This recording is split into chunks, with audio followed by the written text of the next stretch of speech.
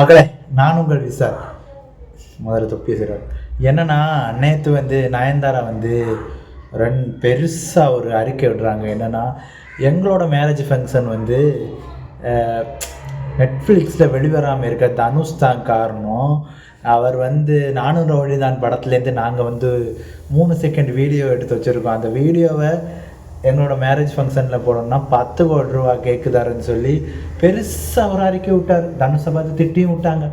உங்களை போல் உங்கள் அப்பா தயவாலையும் உங்கள் அண்ணன் தயவாலையும் நான் முன்னுக்கு வரல, நான் சுயநலமாக வந்திருக்கேன்னு சொல்லி நயன்தாரா விட்டுருக்காங்கப்பா. பத்தாவதுக்கு அவங்க புருஷனும் ஏதோ வாழ விடன்னு சொல்லி டைலாகில் தனுஷை நல்லாவே செஞ்சுருக்காரு. அந்த வீடியோவை கொஞ்ச நேரத்தில் விக்னேஷ் சிவன் டிலீட் பண்ணியிருக்காருப்பா. இந்த விஷயத்தில் என்னென்னா, நயன்தாரா விக்னேஷ் சிவன் மேரேஜ் ஏன்னா நீங்களே காசுக்காக தான் நெட்ஃப்ளிக்ஸில் உங்களோட கல்யாணத்தை விற்றுருக்கீங்க. என்னென்னா, ஒரு ஈக்காக கூட உள்ள உங்களுக்கு முக்கியமான சம்மந்தப்பட்ட மட்டும் உள்ள விட்டு உங்கள் கல்யாணத்தை நடத்தி நெட்ஃப்ளிக்ஸில் எப்படி இருந்தாலும் 20-30 கோடி ரூபாய்க்கு விற்றுருப்பீங்க. இந்த நானும் ரவுடிதான் படத்தை தனுஷ் ப்ரொடியூஸ் பண்ணார் இல்லையா, தனுஷ் ப்ரொடியூஸ் பண்ணார். அந்த படம் சக்ஸஸ் ஆச்சு. அதனால அவர் இது பண்ணார். இன்கேஸ் அந்த படம் ஃப்ளாப் ஆகிருந்தால் அந்த படத்தை மொத்தமே கடத்த அவர் தான் கெட்ட வேண்டியது வந்திருக்கும்.